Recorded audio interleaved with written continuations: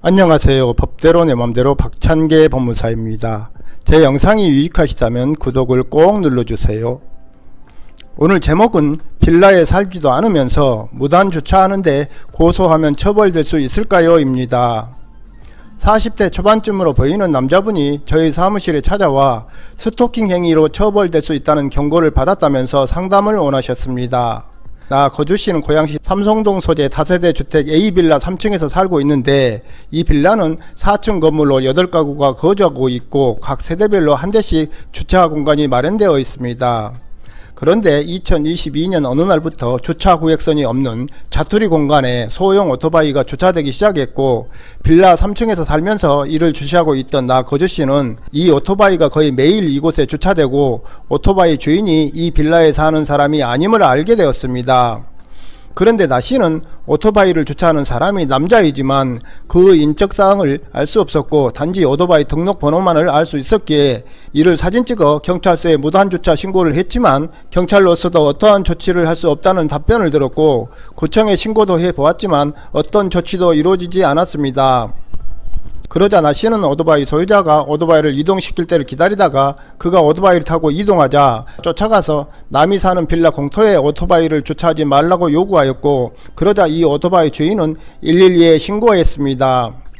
출동한 경찰관이 스토킹 범죄의 처벌 등에 관한 법률에 따라 스토킹 행위를 계속할 경우 처벌받을 수 있다는 경고장을 나 거주씨에게 발행했습니다.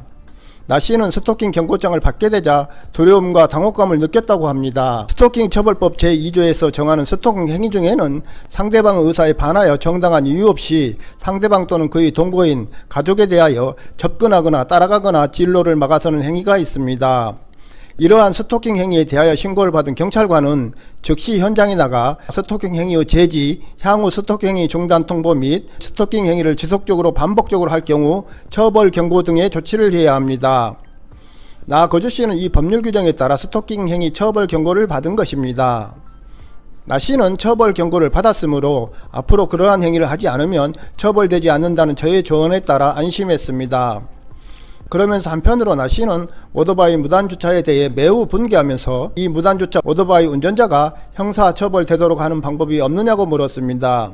이에 나 거주씨는 이 빌라의 구분 소유자로서 공유자에 해당하므로 오토바이 소유자를 형법 제319조에서 정한 주거침입죄 즉 건조물 침입죄로 고소하면 처벌될 수도 있을 것이라고 조언했습니다.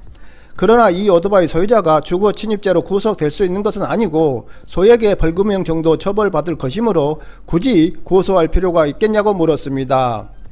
그러자 나 거주씨는 아시아경제 2022년 6월 22일자 신문기사를 보여주면서 고소 의사를 굽히지 않았습니다.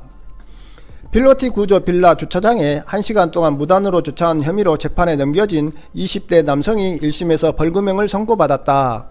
22일 법조계에 따르면 서울중앙지법 형사 11단독 심현근 판사는 건조물 침입 혐의로 기소된 A씨에게 최근 벌금 50만원을 선고했다. 앞서 A씨는 지난 8월 20일 오후 1시 14분 서울 서초구의 한 필로티 구조 빌라 1층 주차장에 관리자 B씨 및 거주자들이 보이지 않는 틈을 타 차를 세운 혐의로 재판에 넘겨졌다. A씨가 주차한 빌라는 주차 차단기가 따로 없는 구조였다. A씨는 B씨에게서 차를 빼달라고 요청하는 문자를 받았지만 1시간가량 답하지 않았으며 이후 양측은 주차 문제로 다툼을 벌인 것으로 조사됐다.